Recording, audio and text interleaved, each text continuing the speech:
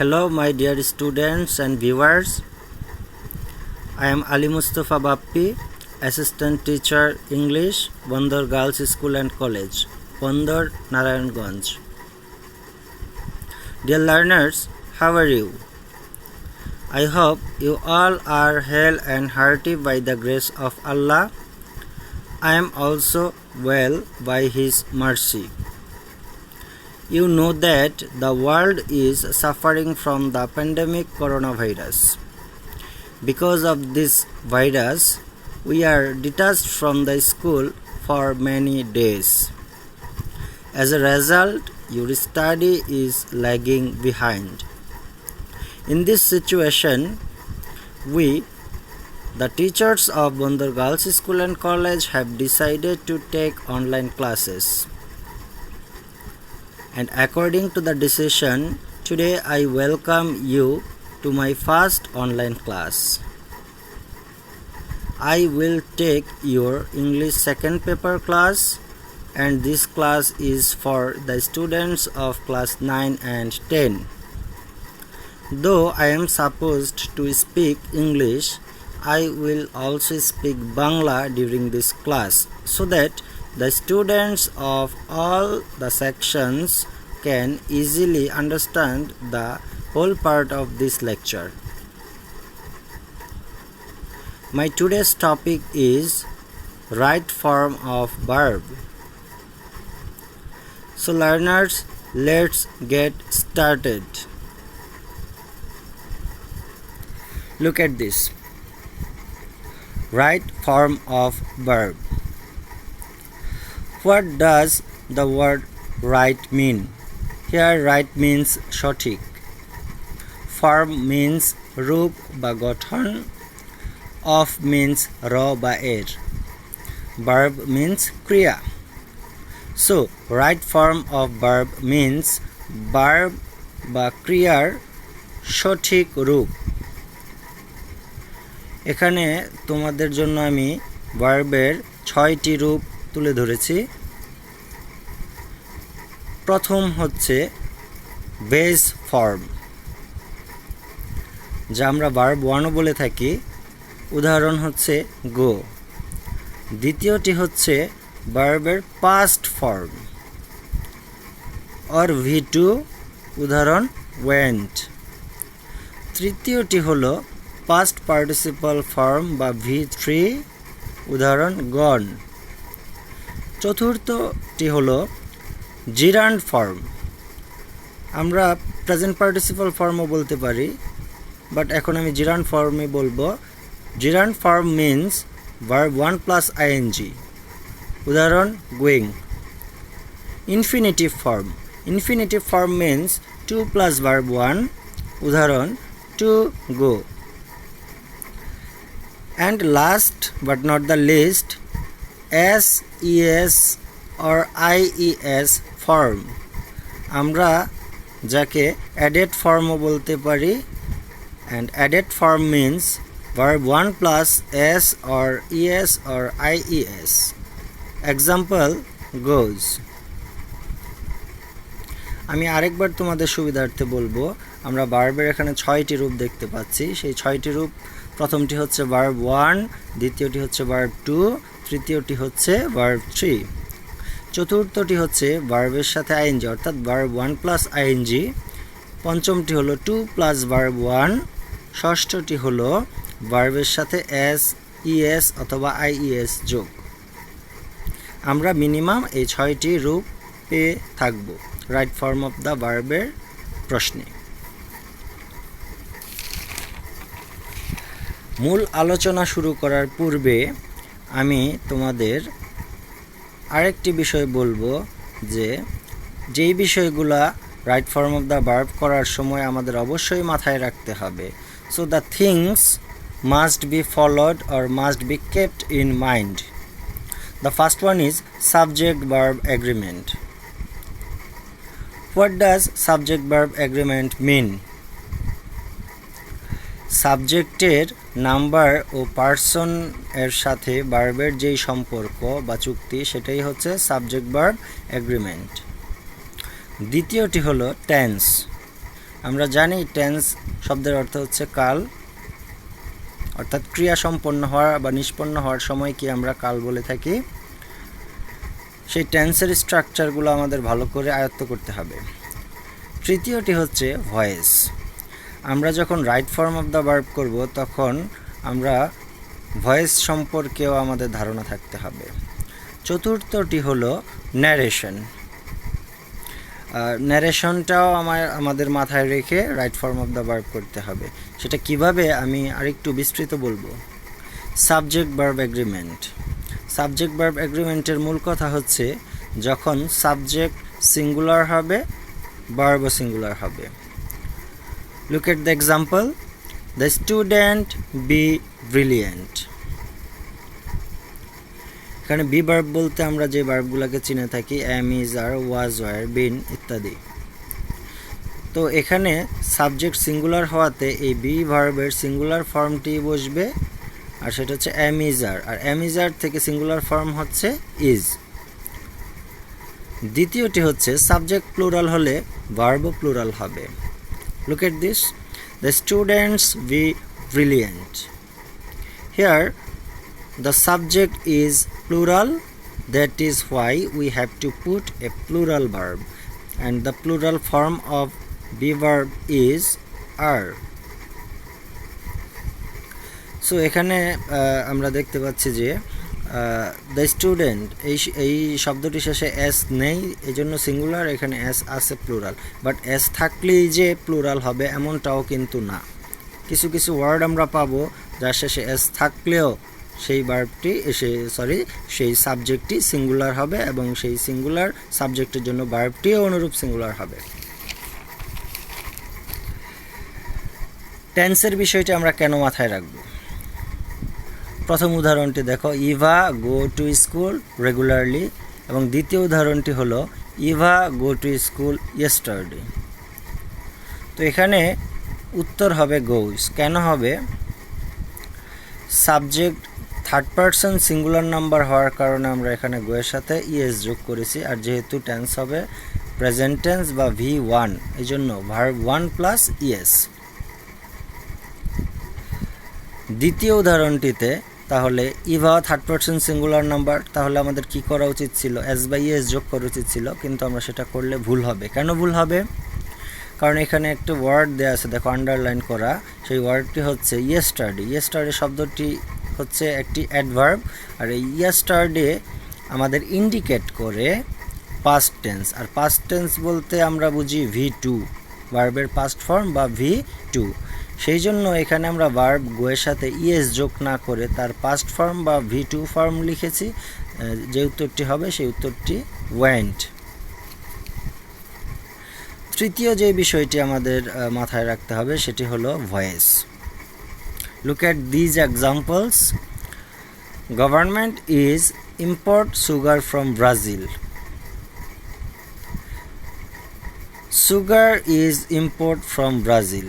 এখানে দুইটি ইজের পরেই কিন্তু ইম্পোর্ট ভার্ব দেয়া, কিন্তু উত্তর কিন্তু দুইটি ভিন্ন। প্রথমটির উত্তর হবে ইম্পোর্টিং, অর্থাৎ ইম্পোর্টের সাথে আইএনজি যোগ করতে হবে, আর দ্বিতীয়টির উত্তর হবে ইম্পোর্টেড, ইম্পোর্টের সাথে ইডি যোগ করতে হবে। সেটা কেন? দুইটাতেই তো ইজ ভার্ব দেয়া, তার একটাতে আইএনজি আর একটাতে ভার্ব 3 কেন? তো আমাদের ভয়েস ধরতে হবে সেন্টেন্সের। কিভাবে ধরবো সেটা দেখি। সাবজেক্ট সক্রিয় হয়ে ক্রিয়া সম্পাদন করে বা করতে পারলে সেই সেন্টেন্সটি অ্যাক্টিভ আর ভার্বটি অ্যাক্টিভ ফর্মে হবে, আর সাবজেক্ট সক্রিয় হয়ে ক্রিয়া সম্পাদন করতে না পারলে, অর্থাৎ অবজেক্টের কাজটি এসে সাবজেক্টের উপর যখন বর্তাবে তখন সেটি হবে প্যাসিভ। তো দেখি এক্সাম্পলে, গভর্নমেন্ট, তো এখানে ইম্পোর্ট করার কাজটি কে করে? সরকার। তো এই জন্য যেহেতু সাবজেক্ট সক্রিয় হয়ে ক্রিয়া সম্পাদন করতে পারে সেহেতু হবে অ্যাক্টিভ ভয়েস, আর অ্যাক্টিভ ভয়েসের জন্য আমরা এই অক্সিলারি ইজের পর কি যোগ করব? আইএনজি, এবং এটা কি হয়ে গেল? প্রেজেন্ট কন্টিনিউয়াস টেন্সের স্ট্রাকচার হয়ে গেল। কিন্তু দ্বিতীয়টিতে দেখো, সুগার ইজ ইম্পোর্টেড, তো এখানে ইম্পোর্টের সাথে ইডি কেন যোগ করা হলো? Sugar is import. সুগার কি নিজে কাজ করতে পারে? সুগার কি আমদানি করতে পারে, ইম্পোর্ট করতে পারে? অবশ্যই না। এই জন্য এই সেন্টেন্স সুগার হচ্ছে রিসিভার, এই সেন্টেন্সে গভর্নমেন্ট হচ্ছে ডুয়ার, আর এই সেন্টেন্সে সুগার হচ্ছে রিসিভার। সো এই জন্য আমাদের ভয়েসের বিষয়টিও মাথায় রাখতে হবে যখন আমরা right form of the verb করব। চতুর্থ যেটি, সেটি কম আসে প্রশ্নে, তারপরেও আমরা শিখব ভালো করে। এখানেও আমি দুইটি উদাহরণ তুলে ধরেছি। প্রথম উদাহরণটি হচ্ছে, ইমা said to me I am reading a book now. আমরা জানি ন্যারেশন দুই প্রকার, direct narration, indirect narration. Narration কি স্পিচও বলা যায়, অর্থাৎ ডিরেক্ট স্পিচ, ইনডিরেক্ট স্পিচ। তো ডিরেক্ট স্পিচের যে আন্ডারলাইন করা ভার্বটি দেওয়া আছে সেই ভার্বটিকে বলা হয় রিপুটিং ভার্ব।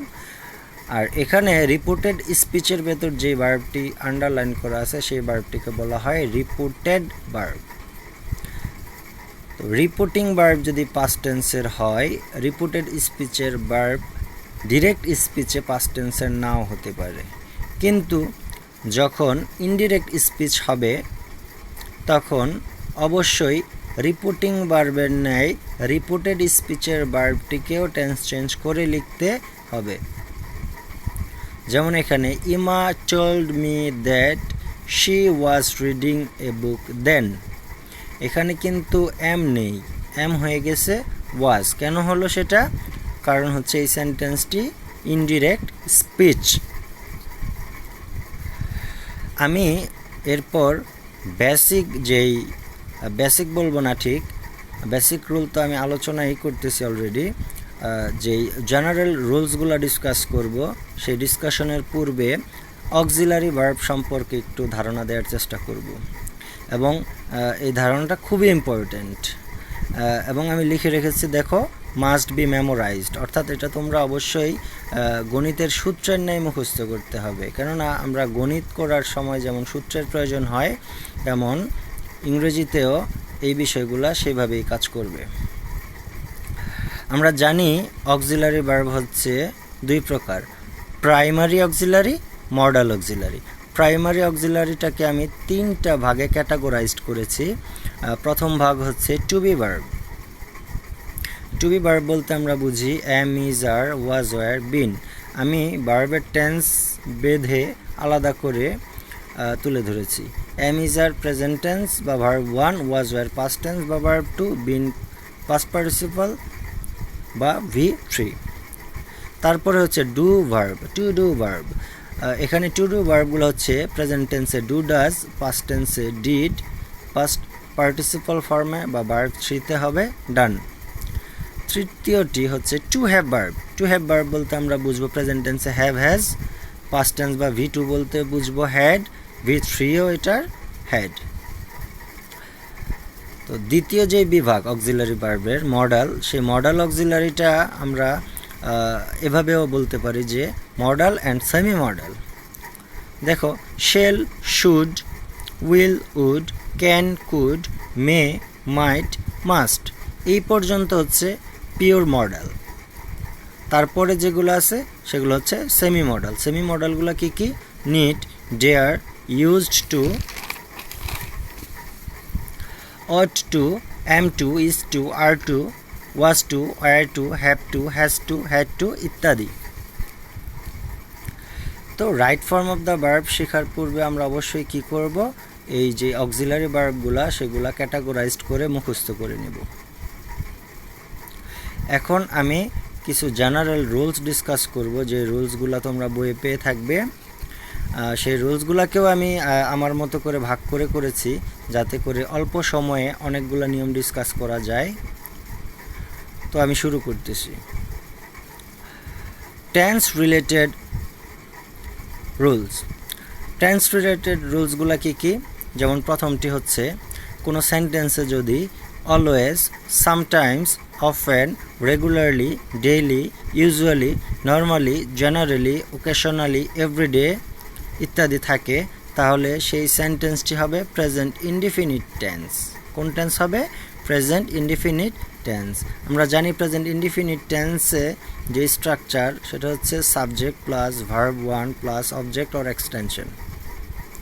তো আমরা সংক্ষেপে মনে রাখবো ভার্ব 1। উদাহরণটা আমরা লক্ষ্য করি, Mehek go to school regularly. এখানে রেগুলারলি শব্দটা ব্যবহার করা হয়েছে। তো রেগুলার শব্দটা ইন্ডিকেট করে প্রেজেন্ট ইনডিফিনিট টেন্সকে, আর present indefinite tense means V1 or verb 1। এখানে হচ্ছে গো ভার্ব 1। গো নিজে যদিও ভার্ব 1, তো আমরা গো লিখেছি এবং তার সাথে কি যোগ করেছি অতিরিক্ত? S by S. কেন? কারণ সাবজেক্ট যখন থার্ড পারসন এবং সিঙ্গুলার নাম্বার হয় তাহলে ভার্ব 1-এর সাথে এস বাই এস যোগ করতে হয়, সেই জন্য উত্তর হবে গোজ। এই নিয়মটি বারবারই বোর্ড প্রশ্নে লক্ষ্য করা যায়, যে পরীক্ষাতে আসে।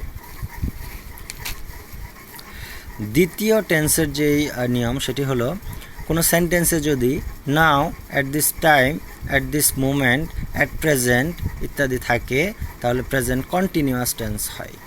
প্রেজেন্ট কন্টিনিউয়াস টেন্স বলতে আমরা জানি am is are plus verb 1-এর সাথে ING. Look at the example, she sing now. এখানে নাও শব্দটা ব্যবহার করা হয়েছে। নাও শব্দটা ব্যবহার করার কারণে আমরা বুঝতে পারলাম যে ভার্বটির কোন রূপ হবে? প্রেজেন্ট কন্টিনিউয়াস টেন্সের হবে। আর প্রেজেন্ট কন্টিনিউয়াস টেন্স আমরা এখানে লিখেছি am is are plus V1 plus ING. That means ভার্বের সাথে আইএনজি যোগ করতে হবে, আর তার পূর্বে নাম্বার ও পার্সন অনুযায়ী কি করতে হবে? এম ইজ আর থেকে একটি অক্সিলারি ভার্ব দিতে হবে। She third person singular number, এই জন্য সি এর সাথে এম ইজ আর থেকে ইজ হবে, এবং ভার্ব সিঙ্গের সাথে কি যোগ করতে হবে? আইএনজি। তৃতীয় যে নিয়মটি সেটি হলো just, just now, already, recently, lately, yet, ever ইত্যাদি থাকলে প্রেজেন্ট পারফেক্ট টেন্স হয়। আর প্রেজেন্ট পারফেক্ট টেন্স বলতে আমরা জানি হ্যাভ হ্যাজ প্লাস ভার্ব 3।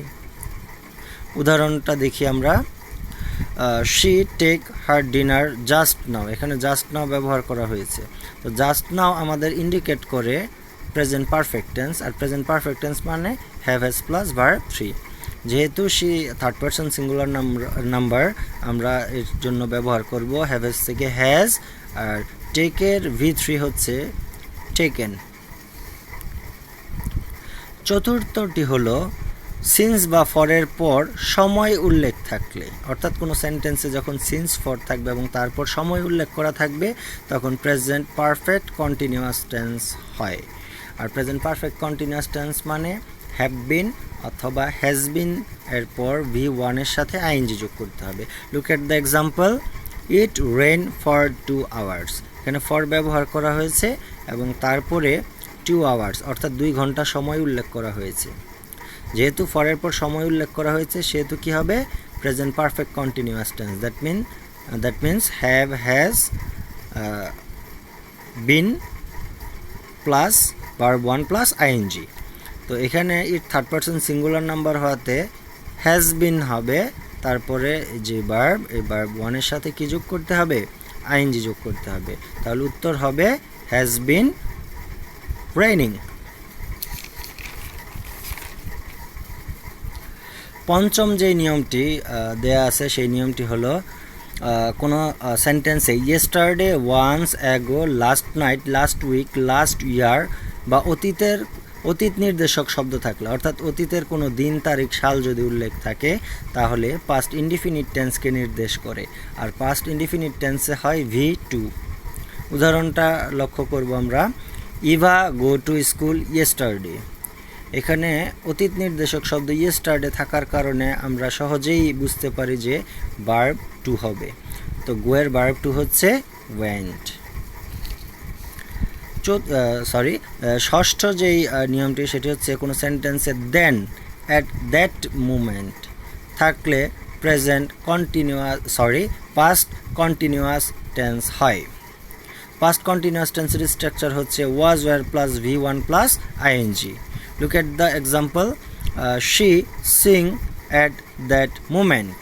এখানে at that moment উল্লেখ করা হয়েছে, সেই জন্য আমাদের এখানে ব্যবহার করতে হবে পাস্ট কন্টিনিউয়াস টেন্স, আর পাস্ট কন্টিনিউয়াস টেন্স হচ্ছে ওয়াজ ওয়ারের পর ভার্ব ওয়ানের সাথে আইএনজি, মানে শি সিঙ্গুলার, এই জন্য ওয়াজ ওয়ার থেকে ওয়াজ হবে এবং ভার্ব ওয়ান সিংয়ের সাথে কি যোগ করতে হবে, আইএনজি যোগ করতে হবে।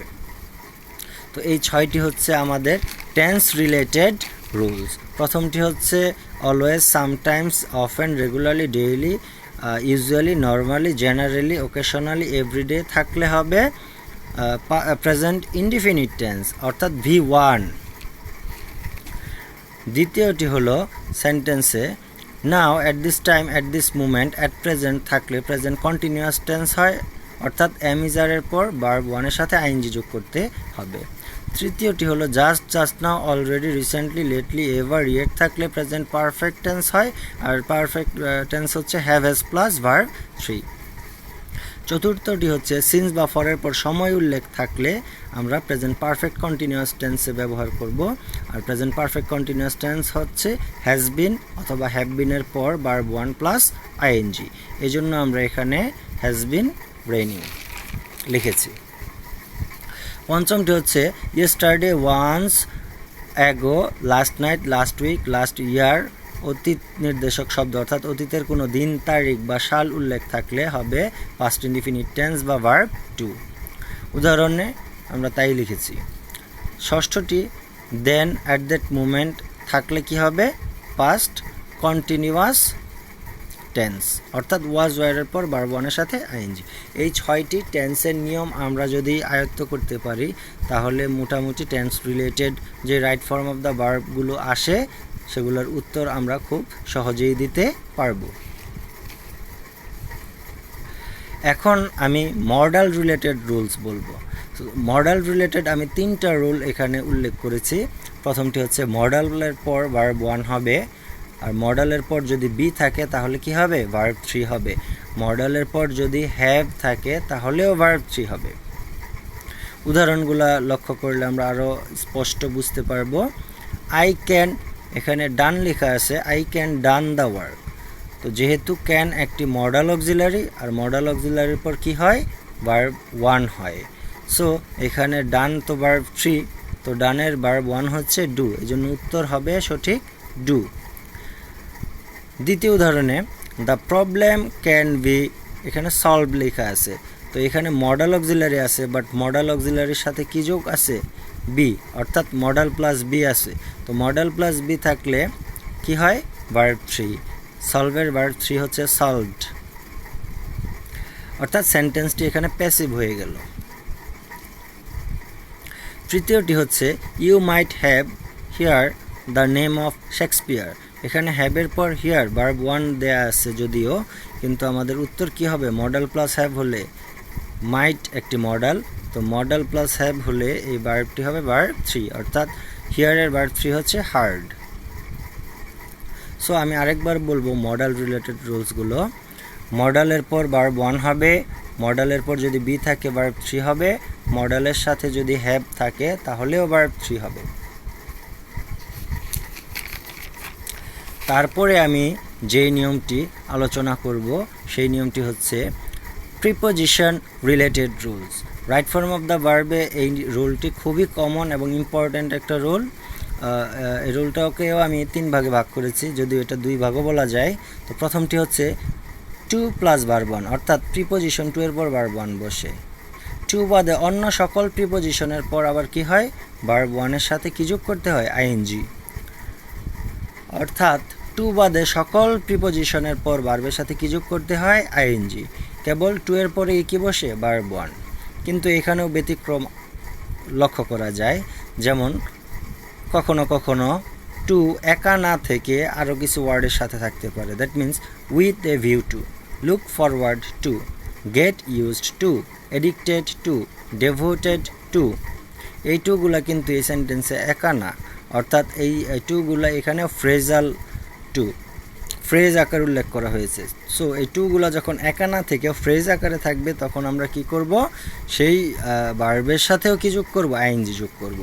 উদাহরণগুলো যদি আমরা মনোযোগ দিয়ে দেখি, প্রথমটি হলো I went to Dhaka to dash or bought a mobile.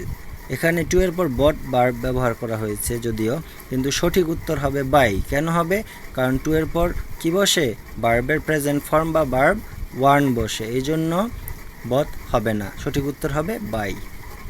দ্বিতীয় উদাহরণটি দেখো, I am fond of it ice cream. এখানে অফ একটি প্রিপোজিশন। তো আমরা জানি টু বাদে সকল প্রিপোজিশনের পর যদি ভার্ব থাকে তাহলে সেই ভার্বের সাথে কি যোগ করতে হবে? আইএনজি। এই জন্য উত্তর হবে ইটিং। তৃতীয়টি হলো, I went two eastern plaza with a view two. এই টু কিন্তু সিঙ্গেল বা একা না, এখানে এটা ফ্রেজাল টু আর ফ্রেজ আকার উল্লেখ করা হয়েছে, উইথ এ ভিউ টু। এই জন্য এরপরে যে ভার্বটি থাকবে এই ভার্বটির সাথে কি যোগ করতে হবে? আইএনজি। এই জন্য হবে বাইং। আমি আরেকবার বলবো, টু এর পর ভার্ব ওয়ান বসবে, আর টু বাদে অন্য সকল প্রিপোজিশনের পর ভার্বের প্রেজেন্ট ফর্ম বা ভার্ব ওয়ানের সাথে আইএনজি যোগ করতে হবে। আর টু যখন একা না থেকে আরও কিছু ওয়ার্ডের সাথে থাকবে, অর্থাৎ ফ্রেজ আকারে থাকবে, তখন আবার টু এর পর ভার্ব ওয়ান না হয়ে কি হবে? ভার্ব ওয়ানের সাথে আইএনজি যোগ করতে হবে। আজকে লাস্ট যে নিয়মটা আমি ডিসকাস করব সেই নিয়মটি হলো, অনেক সময় সিম্পল সেন্টেন্সে দুটি ভার্ব থাকে। তো সিম্পল সেন্টেন্সে দুটি ভার্ব থাকলে শেষের ভার্বের সাথে আইএনজি অথবা শেষের ভার্বের পূর্বে টু বসে।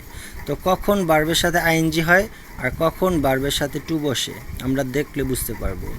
যখন উদ্দেশ্য না বুঝায়, অর্থাৎ উদ্দেশ্য না বুঝালে তখন ভার্বের সাথে কি যোগ করতে হবে? আইএনজি যোগ করতে হবে।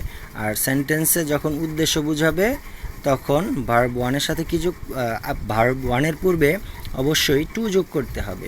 আমরা যদি উদাহরণ দেখি তাহলে আরও সুন্দর করে বুঝতে পারবো। I saw him play. এখানে স একটি ভার্ব, প্লে একটি ভার্ব, এটা একটি সিম্পল সেন্টেন্স। তো সিম্পল সেন্টেন্সে যদি দুইটি ভার্ব থাকে তাহলে পরবর্তী ভার্বের সাথে আইএনজি যোগ করতে হয় বা সেই ভার্বের পূর্বে টু বসে। এখন এখানে আমরা কি করব? আই স হিম, আমি তাকে দেখলাম, প্লে খেলতে দেখলাম। এখানে তাকে খেলতে দেখার উদ্দেশ্যই ছিল না আমার, সো এই জন্য প্লের সাথে কি যোগ করতে হয়েছে? আইএনজি। কিন্তু দ্বিতীয় উদাহরণটিতে দেখো, I went to Dhaka medical college see my ill friend. এখানে I went to Dhaka medical college, আমি ঢাকা মেডিকেল কলেজে গিয়েছিলাম। ঢাকা মেডিকেল কলেজে গিয়েছিলাম, কেন গিয়েছিলাম? উদ্দেশ্য কী ছিল? মাই ইল ফ্রেন্ডকে দেখতে, অর্থাৎ two C my ill friend. এখানে উত্তর হবে ভার্ব সি এর পূর্বে টু যোগ করে টু সি। তো আমি যদি আমার এই সম্পূর্ণ ক্লাসটাকে সামারি আকারে আরেকবার উপস্থাপন করি তাহলে দাঁড়ায়, আমরা right form of the verb শেখার পূর্বে অবশ্যই ভার্বের যে রূপগুলা উল্লেখ করেছি সেই রূপগুলা ভালো করে শিখে নেব। সেই রূপগুলা শেখা হলে আমরা অক্সিলারি ভার্ব সম্পর্কে একটু ভালো ধারণা রাখব, এবং right form of the verb যখন করব আমরা চারটি অ্যাঙ্গেল থেকে ওই গ্যাপটিকে প্রশ্ন করব যে এই সেন্টেন্সে সাবজেক্ট ভার্ব এগ্রিমেন্ট ঠিক আছে কি না। সাবজেক্ট ভার্ব এগ্রিমেন্ট ঠিক থাকলে দেখব টেন্স ঠিক আছে কি না। টেন্স ঠিক থাকলে দেখব ভয়েস এর কোনো অর্থাৎ সেন্টেন্সের মুড খেয়াল করব যে ভয়েস অ্যাক্টিভ প্যাসিভের বিষয় আছে কি না। দেন ন্যারেশন অর স্পিচ, অর্থাৎ ডিরেক্টে আছে না ইনডিরেক্টে আছে। যদি ডিরেক্টে থাকে বা ইনডিরেক্টে থাকে তাহলে সেই অনুযায়ী আমরা ভার্বের ফর্মটিকে লিখব। সময় স্বল্পতার কারণে হয়তো আমি যেই জেনারেল রুলসের যেই বাকি কিছু রুলস আছে সেই রুলসগুলো আজকে আলোচনা করতে পারবো না, বাট আমি অবশ্যই তোমাদের আগামী ক্লাসে অবশ্যই আমি এই বাকি যে রুলসগুলো আছে সেই রুলসগুলো ডিসকাস করব। আমি তোমাদের এই আজকের ক্লাস যদি কেউ মনোযোগ দিয়ে শুনে থাকো, এতটুকু অ্যাসিওরেন্স দিতে পারি যে তোমরা যে কোনো বোর্ড প্রশ্ন নাও, বোর্ড প্রশ্ন নিয়ে সলভ করো, আমি আশা করি তোমরা 80% উত্তর বা উত্তরের কারণ বা নিয়মটা তোমরা আমার আজকের ক্লাস থেকেই পেয়ে যাবে। আর যদি আমার কোনো নিয়ম বুঝতে তোমাদের অসুবিধা হয়ে থাকে তাহলে কমেন্ট বক্সে আমাকে অবশ্যই জানাবে, আমি কমেন্ট বক্সে গিয়ে তার উত্তর দেওয়ার চেষ্টা করব। So dear learners, because of time limitation I have to say goodbye to you. Before leaving, I would like to request you to stay at home and stay safe. I hope you will stay tuned. See you in the next class. Till then, Allah Hafiz.